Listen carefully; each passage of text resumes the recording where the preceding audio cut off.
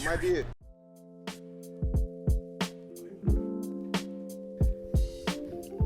What's going on, world?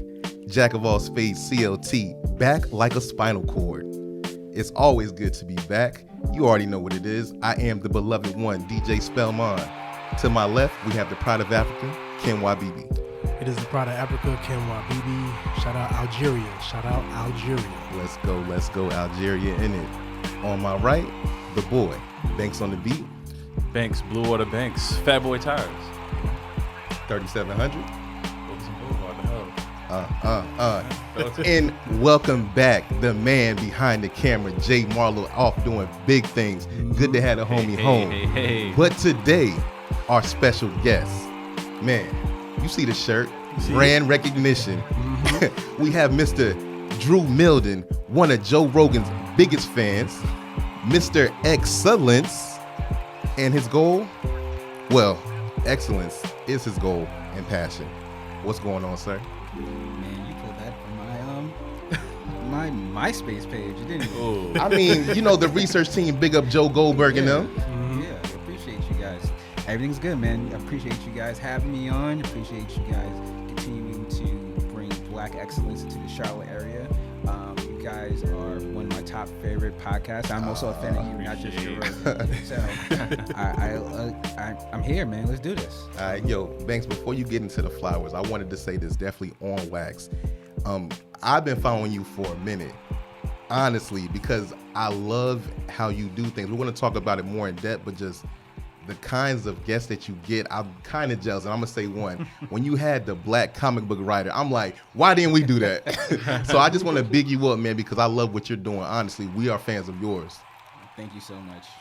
Yeah, we'll get more into it because I think you guys are 100% better than me. So. I saw the video at Davidson. I was like, these motherfuckers. I don't beat that shit. I don't even got no cameras. Where's my suit at? I was going to come here in a suit, no lie. I was going to come here in a suit. See, hey, I would have loved that, honestly. Next time. I ain't gonna front. Yo, before I even get into giving you your flowers, you said you got that from you know if your MySpace page still exists? Yeah, it does. Okay. Because I was trying to find mine not long ago, and I was like, man, I can't remember the password. I'm trying to see these embarrassing pictures so I can take them off. You are who you are, so, you know. 100%. But, you know, I know you've always studied your, the people that you interview on your podcast, man, so you already know these flowers is coming your way, right? So, for you, we're going to start off Brooklyn native, Bajan blood. What part of Brooklyn, man? Brownsville. MOP. Yeah, You know, JCSU alumni, member of Phi Beta Sigma. Big up the Blue Juice Party. Yes, sir. You a father, you a creative, you a business solutions architect. You're going to tell us a little bit about that when I'm done. Podcast host, Drew versus the World, of course, coming up on 100 episodes. Big up. Big up. Yo, salute that for sure. Featured on Rocket Live, Middle Finger Happiness, and Talks Podcast, man. Give us a rundown, man. What's this journey about? Wow. First and foremost, you guys do your research because, I didn't even. I forgot I was on those podcasts, so that's dope. But this journey's been from its kind of infancy stage. The podcast has always been to provide inspiration through information. I've traveled to many countries. I've done a lot of things. Even living in New York, you get to experience so many things in a microcosm of a city.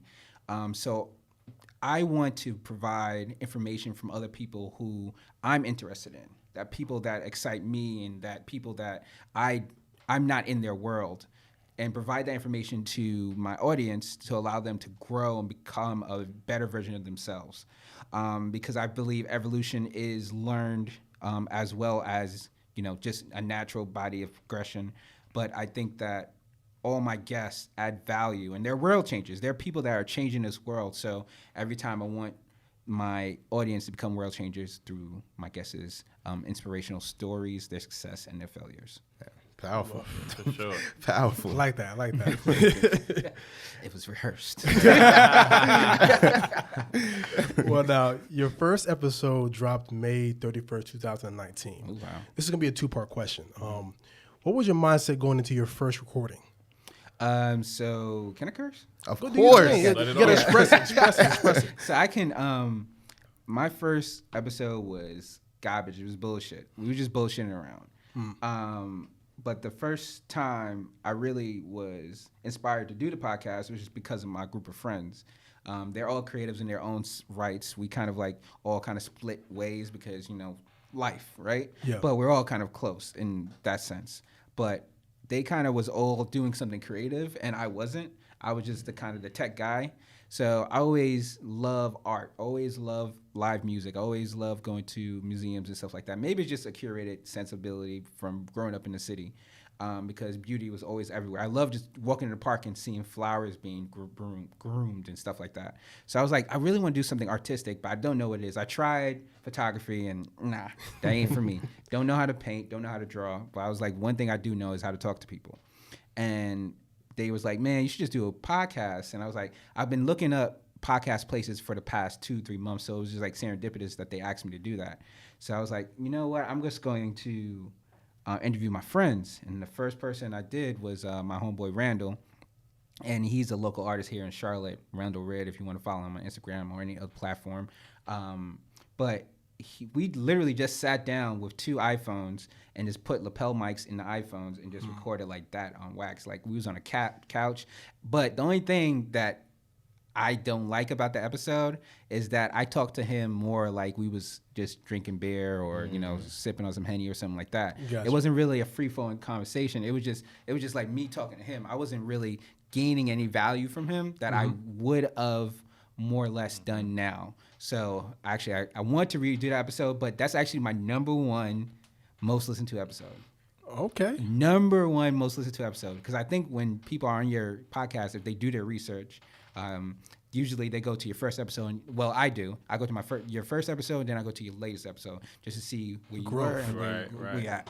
Because your first episode is going to tell who you are. And then your last episode is going to be like who you are or what you want to go to.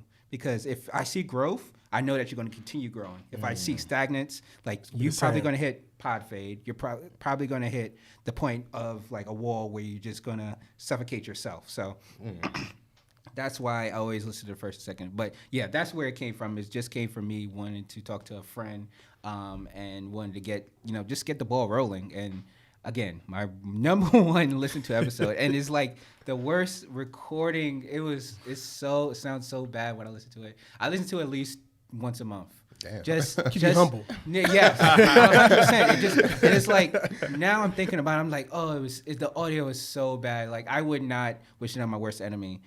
So every time I tell podcasters who start, I always say, like, if you can try to get a studio. If you can, just I would have rather record on my laptop, both of us, than record on those iPhone on voice memo. It was so bad. But yeah, that's the origination of the first episode of Drew vs. the World. Well, now you're a vet now, so you spoke a little bit about that growth aspect. So how is your interviewing style now compared to your first episode? I think I currently have more of a organized approach.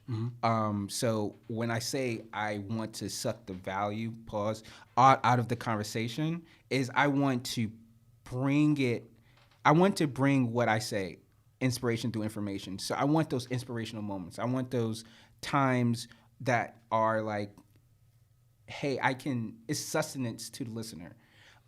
So now I think I have the section called Shots Fired, which always gets my listener. Yeah, I think you guys are on the other side of that. So it always gets my guests like kind of discombobulated. They're like, oh, okay, I have to think like a different way, because the whole time I'm kind of being very tapered and like, hey, where's your background? Like, how can I connect this to, success? How can I connect this to failure? How can I pull little nuggets from you so my audience could, again, grow from your success and failure and learn? So a lot of the times what I'm doing is I'm actually just extracting that. But then at the end, Shots Fired is to get you off balance and just get into who you are as a person. So that's why it's always been important for me. That's what's changed. I want to get the value out of the guests now, and I know how to pull it out of them instead of just trying to be very, lackadaisical. I like to have organic conversations. Yeah. But the best thing about the word organic is that and I'm going to use this word again, sustenance for my audience. It's delicious. It's something palatable. It's something that you can take away from it and use it in your everyday life. And it makes you go back to more episodes. Right. Exactly. Correct. And then I can always, again, using the word evergreen, there's always some pieces of it I can take out and be like, hey, remember when Holly Shannon, who was on my latest episode, she did Zero the podcast. I was like, hey, remember when Holly said, all you have to do is start, and this is the things you can do to be a better podcaster. Or you remember when I had Kay Jones on, she talked about how to set up her business and how she did it out of her living room, and now she's selling out multi-million-dollar partnerships with Horrible Decisions and things like that. Kay Jones coming out Wednesday this week. We're going to have an Instagram Live. Shout out to her.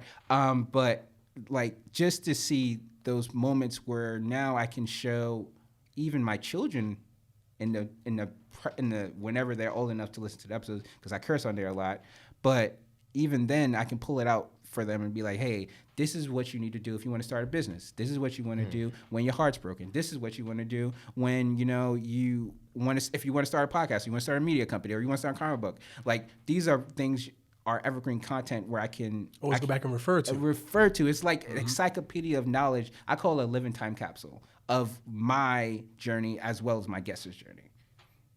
Hey, man. Hey, Segue King. So everyone celebrates the wide range of guests you've interviewed on your podcast. You kind of touched on it just now, but speak on being intentional about bringing people on from all walks of life. So actually, it wasn't intentional. It was kind of circumstantial. Because in the beginning, I was just bringing on local Charlotte people that I knew or I found on Instagram and things like that, and I found interesting. But COVID hit, and that's when I had to pivot my kind of approach, because now we couldn't go into this wonderful studio we're in right now called Huga.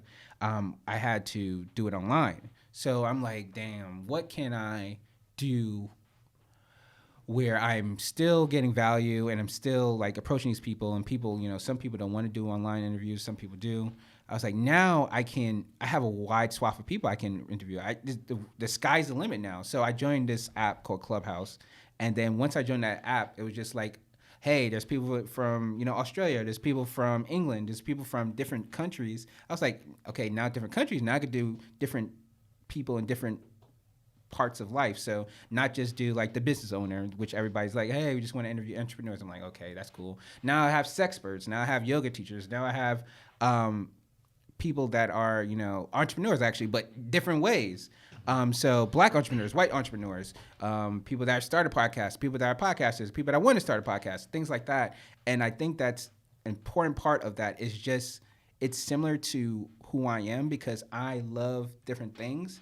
And I love the part of that because I am forever a learner. And I think that learning from different people from different walks of life is important, because you can build yourself off of those people's experiences. So that's kind of why I became more intentional of like throwing a wider net, because the wider the net, the more fish you catch, and the more, again, I'm gonna use the word again, sustenance you can bring to the table. Yeah, you can always learn from other people's playbook. I like that. Yep, I like that. Even more segues, right? So shout out to you. For, we got more of this. This is what we're about, right? Segways, no wheels. We're floating through them. Shout out to you for expanding, your reach outside of Charlotte. But, what approach do you take when, let's say you have somebody that's here from Charlotte and they've been on a local podcast already? What's your approach with interviewing them so it's not such the same thing that they're going through? I feel like this is a dig at me because I took the Camille and Misuse. No shade, brother. You're doing great shade. things. No, because it's, definitely we wanted to ask a fellow podcaster. Correct. Because it can feel quite saturated here in Charlotte. So, Yes. So I feel like everybody has their different approach to interviewing. You guys have your different approach. It's a wonderful approach, and I love how very detailed and like, I love. I don't know if people can see it here. They will watch the video, but these men have papers and they have questions, and I love it.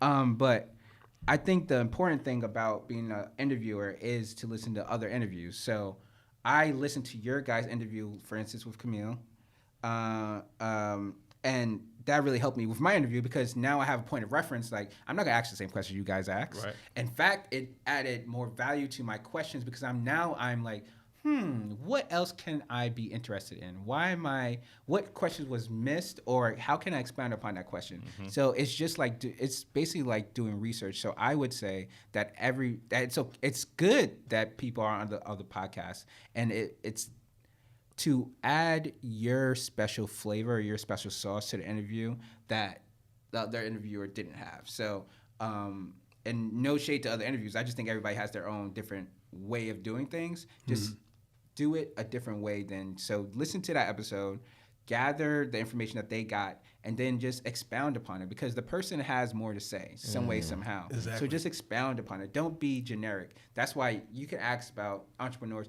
How did you start your business?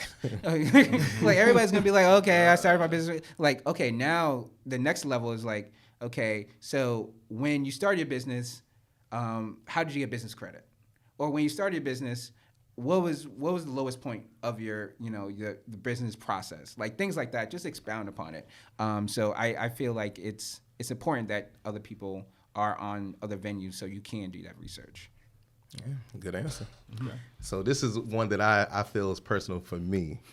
How do you feel when a potential guest denies your request or doesn't get back to you? Oh, that's my favorite part.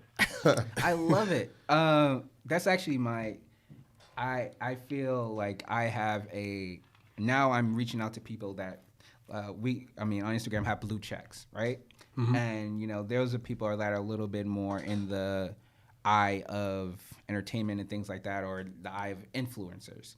I use Instagram primarily just to reach out to DMs or email people or stuff like that. So I have a lot of people that I shoot DMs to, and they either don't respond. Most of them don't respond, right? Or I get like, hey, if that person wants to do it, you have to pay X amount of dollars. I'm like, eh. So I think what I do for that experience is just like, and this is like a common like trope, is like every no opens another door to a yes. So if that person, the worst thing they can say to you is no, go on to the next person. I mean, it's that simple that I always do. I'm like, oh, okay, that person didn't reach out to me. I have another person I'm interested in. So always have interest in other people, or always, don't put your eggs in one basket. And then also, I would say, if you really want that person, be consistent. If you hit them in the DMs, be like, okay, maybe 2 weeks later, be like, hit them DMs again. You don't want to pester them, but okay, now I see that they have email in their contacts. Like, email them.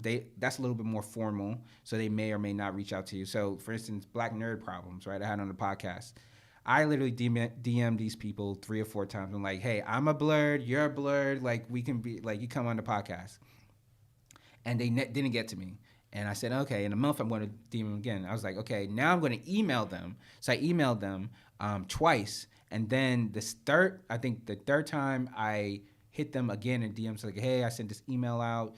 Do you want to? He's like, oh, emailing me again with all the information. I was like, oh, okay. So it just took me being consistent and kind of like driving the point home that I really wanted them. But also, there's been times where I've just been like, you know what? I'd rather cut my losses and just go to the next person, because you're not even giving me any type of flack. But hey, when we all get bigger, then they're gonna come to us. That full circle moment. That full circle moment. Because it's been a time recently where I'm getting reached out to people like, hey, can I be on your podcast? I'm like, back then you didn't want me. Mike Jones. Mike Jones. Back then you didn't want me. Now you're hot. Now I'm hot. You're all on me. And that's the moments where you have to be humble. Yeah. Say that part. That's the point where you can throw the dirt, the pies, or whatever in their face, and be like, listen, hey, now you gotta be charged. But no, you got to be humble, and you be like, oh, okay, yeah, I can do this for you, but these are my requirements, these are the times, and hey, sometimes it comes out to there's a couple of interviews that I've done like that. And sometimes it comes out a great interview, because now they've seen your growth and your progression, and now they think that you're a good fit for them as well. They're a good fit for you. So sometimes it's just when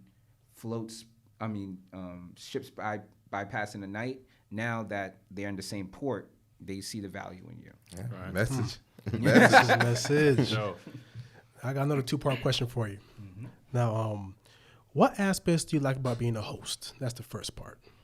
Ooh, best aspect I love is to get to see other people's faces, and I love to hear other people's stories. So I get to learn from every guest that's on, and it's fun to guide the ship, right? It's fun to pivot. It's fun to segue. It's fun to do all those different things just in a general conversation, because when you're the host, you're literally riding this ship. So it's like being at a bar and you talking to somebody and they're like, like, oh yeah, for 25 minutes talking about themselves. You're like, okay, well, now this is what I want out of this conversation. Now we have to have this conversation. And then you pivot that conversation, and then, or you could be like, hey, let's go deeper into that. So I love that part of it. It actually helps me with conversations with friends and family members, because now I listen more. Yeah, I'm an active listener. I will listen. I'm like, okay, then okay, but what do you really mean about that?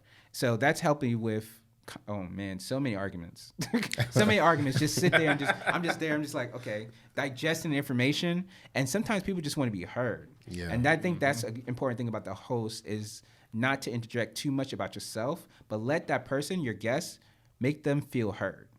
Yeah, so that's what I love about being a host, hearing people's stories and allowing them to free themselves through vocal expression. Now, on the flip side, what do you like about being interviewed? Oh, that's a good one. I love to talk, obviously. So I love to share my story. I love to add value to people where I can. So I think that's the most important part, is that when you sit down in a chair, or you sit down across from somebody, or sit down at a table with someone, you want to add value to their life, add value to their audience. And just the part of them asking you to do that, it's a big ups to you as well. My love language is words of affirmation. So for somebody to ask me to be interviewed, that's my affirmation enough. Gotcha. Now, you're a self-proclaimed data analysis guy. Now, how did that serve you in the podcast space? Oh man, that's the biggest part of podcasting, because people always look at those numbers, right? Those analytics. I use Buzzsprout to big ups to Buzzsprout, but I use them to feed my podcast to all the different apps, and they have a good analytical service where they show you how many people is listening, how many people have listened from different countries, and they break it down. So me, as a data analyst, I'm big on trying new things. So for instance, there was one point where I was just like, okay, I'm just gonna do videos. I'm gonna just put out videos and see the progression of my episodes and see how it is. So I love that data analytical part of it, and then capturing that moment where, okay, this worked, let me try to expound on that, and then able to pivot that into the podcast world. So I love numbers, I love data, so that part of it kind of drives into the podcast space as well. And then Apple Podcasts has pretty good analytics as well. So even to the minute part of like, okay, I'm not being heard in Uganda. How can I get? Okay, let me use a hashtag Uganda. Let me interview somebody from Africa. Let me interview somebody from that space. Let me talk about that in a conversation with somebody, so they have those keywords. So it really drives home like the understanding of how important data is on a day-to-day basis, and how how keywords work, and how important my job is on a day-to-day basis. So I really love taking that data dive into the podcasting space. Now I got to expound on that a little bit. Now, do you believe that understanding your data leads to profits in the podcast space? Yes, because you always what people have been telling me is that you want to create your avatar, and creating your avatar is basically like taking the data that you have and create the perfect person who's listening to your podcast. So if you want to drive it down to somebody that's age 25 to 35, male, he's a sneaker fanatic, he basically the picturesque person that's listening to your podcast, because then you can take that information and go to a sponsor or go to an affiliate and be like, hey, Joe Smo, my target audience is this person. Oh yeah, I really want to sell to this person. And then they're like, okay, since you target that person and I want to sell to this person, that's a good match. That's how you kind of, it's called a niche down. to that perfect avatar person, and then you can start curating content for that person. So if it's a sneakerhead, be like, okay, we have Sneaker Wednesdays. Now Sneaker Wednesdays is showing all the new kicks, all the new fly stuff that's coming out for next week. That sneaker person is going to drive people into your audience as well. I mean, that person is going to drive new listeners to your audience as well, and then they're going to expound upon that, and then you just build upon that. So that's why I say that's highly important to create your own avatar. And that's just not for podcasts. That's for any type of sales, any type of business, or something. Like, you want to create the perfect person who is as like specific as possible, who's a contributor or a consumer of your content. Okay, piggybacking off of you saying analytics, right? As far as like your video content, anything you put out, do you take anything from maybe like comments, or do you get any feedback from comments that you might apply to your podcast? So I've always been to the fact that you should listen to your audience, but don't change yourself because one or two people say you ain't shit, right? So sometimes I put up polls, and like right now I'm trying to name my community, right? I'm between the Drew crew or Drewsters or whatever. So I'm gonna put out a little post and be like, hey, what do you guys like? Which one do you like? And then that audience, those people will choose that. But then those people that are like, this content is trash, or something like that. I don't get a lot of those. But when I do, I filter those out because fuck those guys. Exactly. And 100%, but 100%. you cannot not listen to them. Yeah, you have to take something from correct. Maybe like because you're like, okay, let me nah, this wasn't. But if you have like, you're going to stick to the negative comments more than you're going to stick to the positive comments, and that's just life. That's just human beings' brains, because you're everybody as human beings you're wired to, if something burns you, to know that that's hot and not to go back to it, right? So it's just, but if something is cool and it's okay for you, you don't really think about it like that because you don't have that trigger in your brain. Yeah, right. So you're going to take the bad and negative comments, and it's going to stay with you for a long time. This is one person that I'm like, you motherfucker. But at the end of the day, shout him out? I mean, man, we seen each other in person. It was on site. We already had a conversation. Oh, It was not a good conversation for him. But I think that you need to grow with your audience. So take the like, hey, I don't think you should have cut so fast to that, or I don't think you should have used that. But you got to see the expertise. If they're like people that just bums and just working at Walmart, no disrespect to Walmart workers, but they don't have no video content strategy, or they don't have no content strategy, they don't have no idea, or they're not podcasters, they're not in the video any type of space, and they're just saying your cuts were bad. I'm like, okay, like you have no feet in the game. But those people that have feet in the game, you want to take their feedback, because like for you guys, you're audio engineer extraordinaire, right? So I would like, if you say research team on Drew's part. if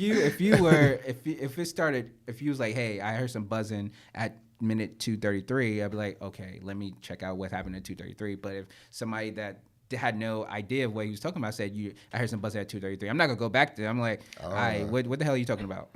So it's good to answer your question. It's good to listen to people and understand what they want, because that is your audience, but to filter out the bullshit that comes across. So you kind of have to do both. You have to listen to both, but take the advice that will help you the most. Well said. Okay. All right, so now we're gonna make this transition. Mm-hmm. Everybody loves when we transition, so we get down to it. All right, so you had a tweet from April 29th, 2015. Nah, never that. And it said, worry is a misuse of your imagination. Speak on that. Worry is a misuse. I don't even know. What page was this on? Hey, Joe Goldberg, where you at? Wait, man. It was on the Twitter. It was on the Twitter. Please read that to me again. It said, worry is a misuse of your imagination.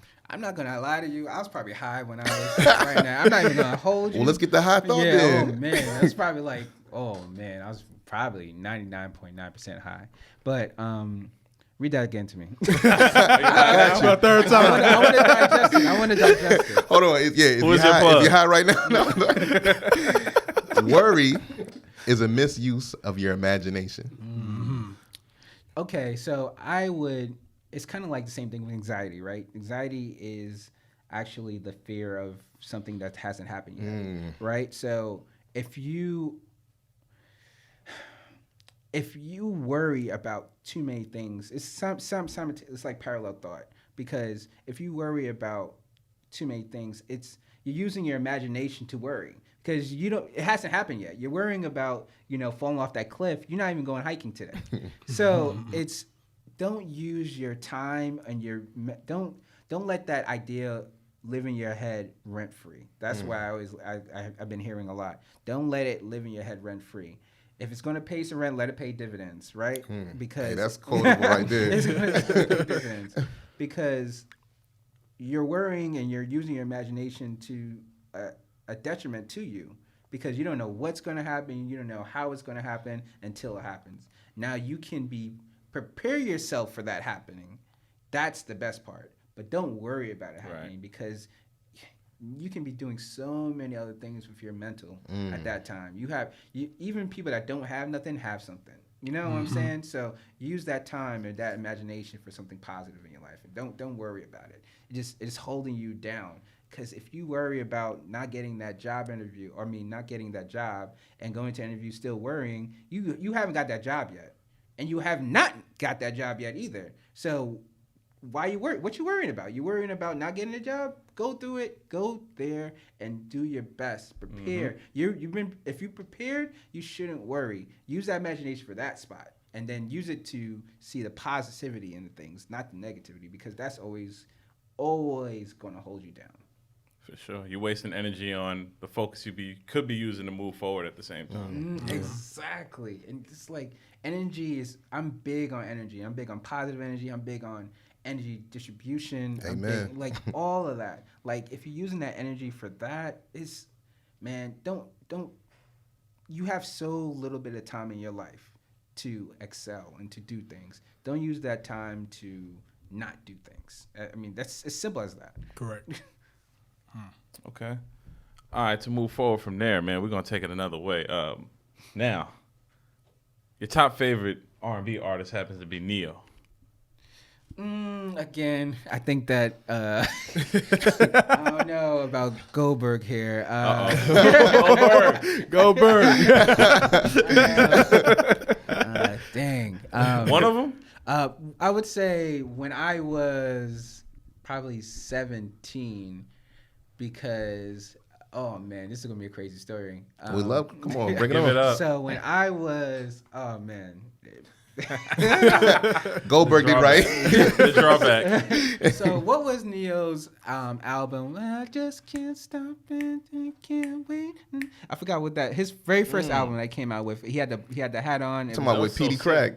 The first single? I think So Sick of Love Songs. So Sick of Love Songs, whatever that album was. So me and my girl at that time, right? I think this is when we was living in the 90s, 95th and Church. And me and my girlfriend on that time, so my mom wasn't home. And me and my girlfriend at the time was in my room. I had like I took my bed and instead of having it up, I put it on the floor. And we were just like getting it cracking. And all I can remember is that album playing from beginning to end. That's why I have a connection with Neo. It's just like he from beginning to end, and then that became like So Sick of Love Songs became our song, and there was that one song Crazy with Jay-Z. That was our song too, and it was just like me and her forever had a connection with Neo. So yeah, from beginning to end, that was that's my jam.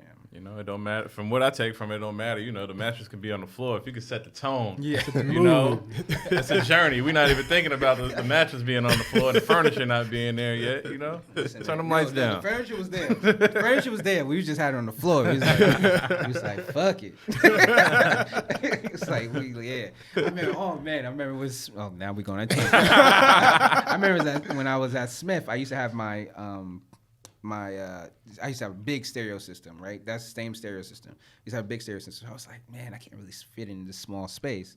So I was like, you know what I'm gonna do? I'm gonna put it under the bed.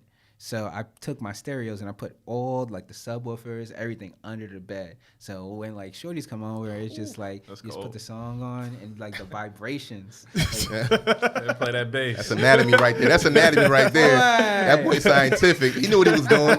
I was like, he knew what he was doing. I was like, oh, okay. Then you get the waves, like. Yeah, just sit still. Man, I'm gonna move this thing in another direction. We're going It's kind of the same lane. It's kind of the same lane. It's Actually, the same lane. It's a segue. Segue king. But me being a new father and all. Oh, okay, congratulations. Thank you, sir. Thank you. What kind of advice do you have to me? What kind of advice can you offer? How far along is your? Well, we're not due to the 23rd. Okay. So we know it's countdown time. Ooh, man, why are you here? Is this your girlfriend, your wife? Fiance. Fiance. Okay, Yeah. so she does have a ring. You got a ring. Okay. Yeah. Good, A nice ring at that. Okay. I must admit. This is what an OG told me a long time ago, and this is just like what immediately pops in my head. Is this is so wrong to say? It's cheaper to keep her. That's what an OG told me. Then another thing that I've learned is that whatever you're going to do, or whatever you think is the right thing to do, is the right thing to do. So don't second guess yourself. There's going to be a lot of people in your ear, a lot of people telling you that this thing is wrong, this thing is wrong, this thing is wrong. Nobody knows. Neither you know, and this goes back to the tweet. Nobody knows what's going to happen with that child, right? But what you can do is do your best, your fucking best, at every moment of the day to do the best for that child that you can. Like everything. There's this show that came out with Kevin Hart called Fatherhood, and he said it very best. Every day you want to do the best you can for that child. Every idea, every movement, every thought process, as long as you're doing that, you're doing a damn good job. That is it. Like if you think that, hey, the child needs to go out tonight on this child needs to sleep at 7:30 instead of 8:30, like that's what you think is best, that's what you think is best. Always work with your partner. Always listen to the female signs of and figure out the signs of postpartum. So postpartum is rampant in Black women because of the upped value that the value proposition that they're supposed to quote unquote have. So they're giving a lot of like advice of like, oh, you're supposed to do this, you're supposed to do this, you guys get that, and then it's top of them being Black women, and then the rate of them having issues with birth is higher too. So just look out for signs for that. Give her a break sometimes. So my fiance just had a weekend by herself, just like do that stuff by herself because it gives them a recharge. Because even though you think that it's 50-50, like, hey, I'm paying the bills, I'm doing this, I'm doing that, it's not 50-50 because they have a whole different equilibrium of things that they have to deal with on a day-to-day basis. Yeah, that's a lot, but I'm taking notes. I'm listening. Yeah, and always, and I say don't listen to many people, but always, if you need help, ask for help, right? Don't feel like you have to one-man band it, because the best thing that people always say, it takes a village to raise a child. It truly does, right? I always love to bring my child around her grandparents because they provide a level of wisdom that I don't have, right? And understanding that wisdom that they have, even if it's like, hey, I was a crackhead one day and now I'm not a crackhead, or I'm still a crackhead, but I'm trying to get better, or hey, I did this and I didn't do this. It's life of stories that they have that they need to learn from their grandparents. And there's people in this world that, like, just like podcasting, that they need to view and see. And I love exposure, so I expose my oldest daughter when she's here, because I have her with a different woman than my fiance. When she's here, I always take her every 2 to 3 weeks, take her to a Black-owned restaurant or an Indian-owned restaurant, just so she has that dichotomy that I had when I was in New York. Because you go on a train, you're going to see so many different types of people, but you're not going to get that in Charlotte, North Carolina, right? If you stay in one spot on the west side, or you stay in the south side, you're going to see a certain type of person. So expose them to all sorts of different things. And man, it's goes so fast. Like I have a newborn right now. He's 10 months, and that shit went like this. He was a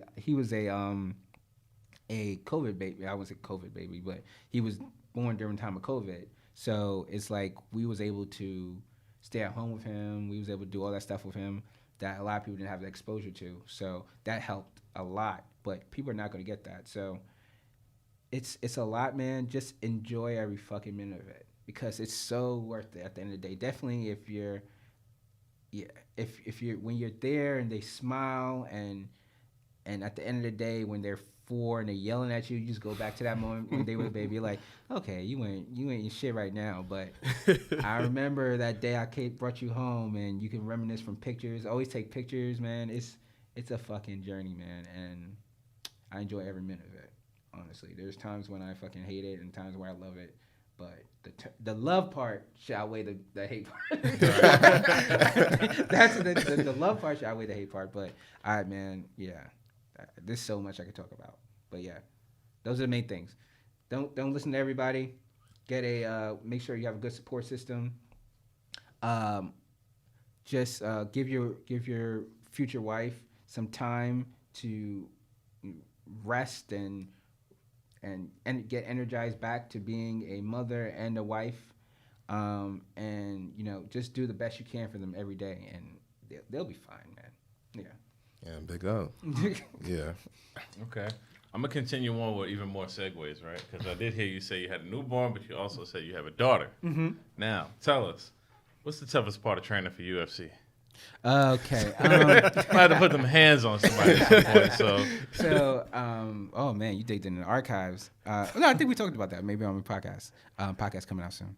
Oh, Jack All Spades. Somebody wasn't there. It was 2/3 of Jack All Spades. We'll give you an opportunity. Look, you can come talk to me. I talk back. Yeah. So I started when I was about 22, taking Muay Thai classes, and I was like, oh man, that's really when kind of MMA. I wouldn't say UFC, but I was really big in MMA. So I was doing a lot of kicks. Muay Thai is basically like, it's the art of 6 limbs. So your elbows, your hands, your knees, and your feet. I think is it 9 or 6? I forgot. But what happened to that is I was running track at that time, and I stepped into the track and tore my ACL. So I haven't been doing that for maybe 10 years. But I just got back into jiu-jitsu. But the funnest thing that I did was I love pressure. Pressure to me makes diamonds. So I love waking up at 5 a.m., having to do a workout, having to run 6 or 7 miles, and then going to do another workout. I loved, because Thai boxing is fucking ruthless. So my shins still aren't the same from it because they used to kick your shins. They like kick you under. So like my shins used to have like black and blue marks on it. Like this, like it used to look like the color of this mic. And I used to go home, have to ice that shit up. My elbows used to be fucked up. Like everything used to be fucked up. But the thing I loved about it was that they used to be fucked up because it was tough. It was something I'd never done before. It was something that I was getting my ass kicked every single day. Like I would get better, and then there'd be that person, and you'd be like, "Nah, you ain't that good." And just sparring used to kick my ass. I was fucking ripped though. That was the best thing too. Take off my shirt. I was like, "Oh shit!" But yeah, I'm back to doing something a little bit less head injury, concussion-ness, which I'm doing now. Back into jiu-jitsu. I actually started as a white belt now. I did it for a couple of years, and then I took off. So the mental part of it is kind of gone. It's like a game of chess. So you kind of have to relearn all the different moves and the different tactics to, when you roll, put all those things together. So I'm back at it. It's fun. Again, it's something tough, something demanding physically and mentally. So I love that too. And yeah, that was the funnest part, just kind of being beaten up and, having incremental growth over like years. Incremental, like you think you're good and then somebody just kicks you in the head. You're like, what the fuck did that come from? And yeah, Thai boxing is fucking crazy. And I went to Thailand and I was going to watch it like an actual. I was like, I don't even want to go there because that shit is fucking ruthless. There's like teeth and blood and things. It gets crazy. I saw like on the street they did like a little like fake ring. and they were just having like, you know, you put $25 in the pot and it's called Thai bots, but it's like 25 Thai bots. And you put in like a little bowl, and then that's how they do like the winnings and stuff like that. And 2 kids, they probably like 11 or 12, kicking each other in the fucking head. Like, it was wild. Wow. Yeah, it gets wild, and they start young because when it's kind of like it's kind of like here when you want to make money, you're a basketball player in our kind of realm, you a basketball player, football player, or something like that. It's kind of same thing there. That's how you make money. Or people get picked. They pick people up, pick kids out of the school. They're like, oh, he's physically gifted, and they create monsters, like monsters. Now, when you say Muay Thai, I mean, maybe I'm dating myself with the reference, but Sagat from Street Fighter. Sagat, or you ever seen Ung Bak? Yeah. Yeah, Ung Bak. That's Okay. more like it. A lot of like this, a lot of like upper kicks, like a lot of like everything elbows, because the one thing that's unforgiving is the fucking elbow to the stomach or the temple right here. Damn. Like, if you ever seen UFC and somebody just like it's a over. spinning elbow, You it's get caught with that, it's 95% of the time, somebody either, if they don't block it or like move out the way, you get caught with that elbow. You're going to stumble. you're going to sleep. There's no ifs, ands, or buts. It's like you're going to stumble. Like, I don't care if you're a straw weight, if you're a middleweight or something like that, you're going to stumble. Like a straight elbow. It's just fucking vicious. Best thing to do is a uppercut elbow. Yeah. That catch somebody right here, and people don't understand. Like, you hit that right here, it's kind of connected to your earlobe, so your whole jaw comes in, caves in, so like all up there. Well, the final segue. So you gotta be like, All right, Drew. So we've reached the most popular segment of Jack of All Spades Nation. We call it Top 5 Dead or Alive. Shout out Jada. Hey, Dipset though, you already know. Let's go versus. Here we go. So Drew, what are your top 5 podcasts at the moment? Ooh, okay.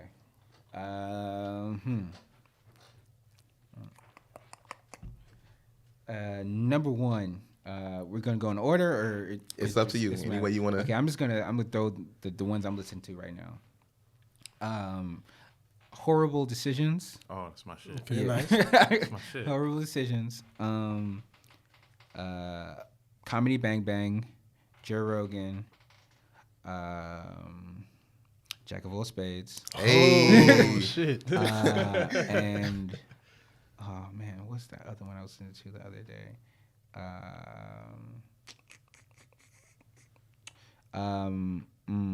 It's the tie between Flagrant 2 or Brilliant Idiots. It's a tie between those two, because I'm a big Charlamagne the God fan. I love Andrew Schultz too. Schultz. Yeah, and those are the ones all those 3 are the ones I kind of like. Excuse me. I try to listen to every week. All right. Can I ask why horrible decisions? Because if people don't know, like, you know. So I'm actually talking to a sex like person after this, but I am very like into sexuality, and I've talked to you, I'm very about energy, and I happened to stumble upon it because I think they were on Brilliant Idiots, and they were talking about their sexual escapades, things like that, and I was just like intrigued that 2 half black, half white women were going through this, and their expertise on it, and they were just not going it from like, oh, I just slept with this guy, ha ha ha, and he's a basketball player. It was like more of a scientific approach to it too. And they, in the beginning, they were just 2 women who had day jobs, and they're just talking about the sex escapades, and then now they have a whole media empire.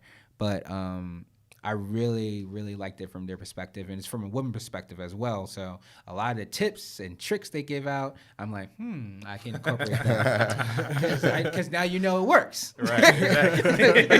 it's like it's too easy. It's like it's a blueprint. So that's where I really liked it. It gives me a lot of advice. It gives me I always like to be into another world that I'm not into. So it was.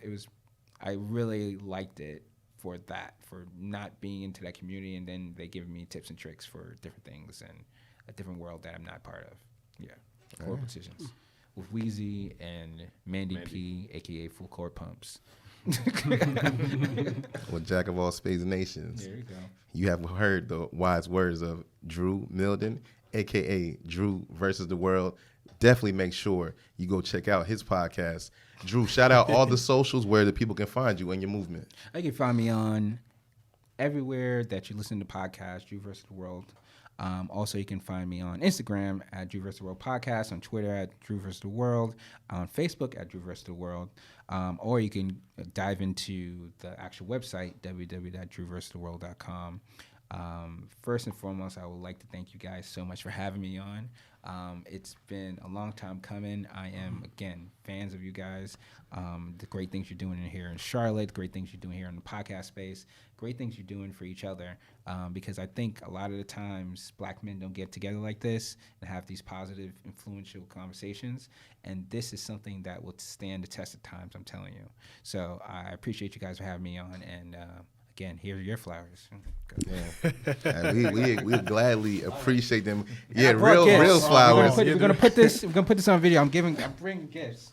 Yes, So, yes. Drew vs. the World is big on cigars, right? So my homeboy gave me some cigars that I'm gonna give to you guys. Hey. They're hand rolled from Nicaragua. Oh. Don't know if I can open this. Anybody has any knives or anything like Grab that that? pen and go poke the bag with the pin. Okay. Not really. Not really. There we go. Oh, he got it. There you go. Oh, good man. Thank you, No problem, sir. Appreciate it. No problem. Tell me what you think about him. Yes, my boy. Give it to me. Yeah, And the guy. Yeah, The man Marlo, behind the man camera, Jay behind the Marlo. camera. Never forget. Here you go, sir. There you go, Marlo. Okay. Well, I think we've had people bring, wine and stuff in, Yes. but definitely a Jack of all spades CLT first guest to bring us some cigars. So we appreciate that. But Jack of all spades nation, you know where you can find us at. You can definitely see the image on the screen. But if you're listening on one of the beautiful podcasting streaming services, we are sponsored by Anchor.fm. No shade to Buzzsprout. Hey, all the podcasts, big up everybody. But you can find us on Apple. You can find us on Google for the audio and the visuals. YouTube, of course. Shout out Jay Marlo once again. Good to have the boy home. But you know who I am. I am the beloved one. And it's your boy Wabibi. Shout out Algeria one more time. Shout out Algeria. Yes, sir. Blue Water Banks, Fat Boy Tires. And once again, the special guest, Drew Milden, a.k.a. Drew versus the World. Now, y'all know how we close this thing out. One time for a Tribe Called Quest. Rest in peace, Phife Dawg. Tell your mother, tell your father, send a telegram. And we out.